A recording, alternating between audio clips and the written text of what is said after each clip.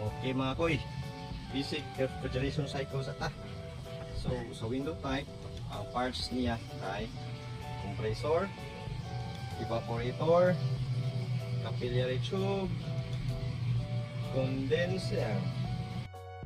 Koy, mas po na ako compressor, musuyop sa low suction pressure, low temperature, refrigerant na gikan sa evaporator. I-compress niya sa high pressure temperature gas pato sa condenser. Okay? Condenser coil mo na siya. Ang condenser coil. Ang init ng gas moagi sa condenser. Ipabugnaw sa fan. No? Nana siya yung fan. No, kitang na to. Ang refrigerant mahimong high pressure liquid. Ug ang kainit ipagawas niya mo na nga wala ka sa luyo. Mapili mo lang init man no ang luyo sa aircon. So mo na siya.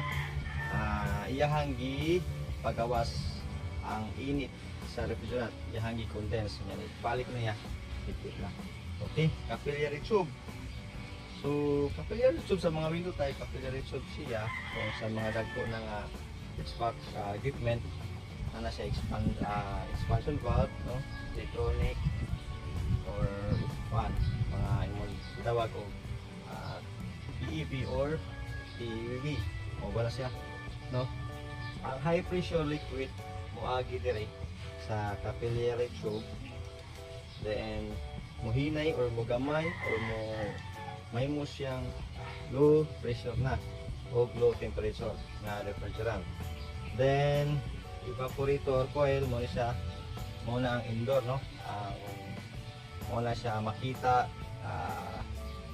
kung nakakasulod sa kwarto mo na ang diha dapit muna siya ang evaporator sa window type. So ang bugnaw nga refrigerant, so low pressure na siya, low temperature na.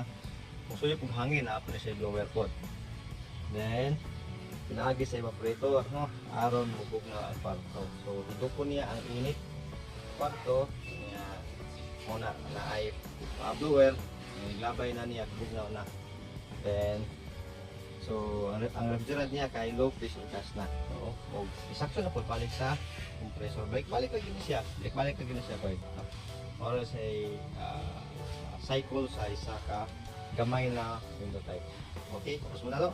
Compressor, ay condenser, capillary tube, evaporator, balik na po sa compressor. Okay koy, unta nagka sinabot na ta.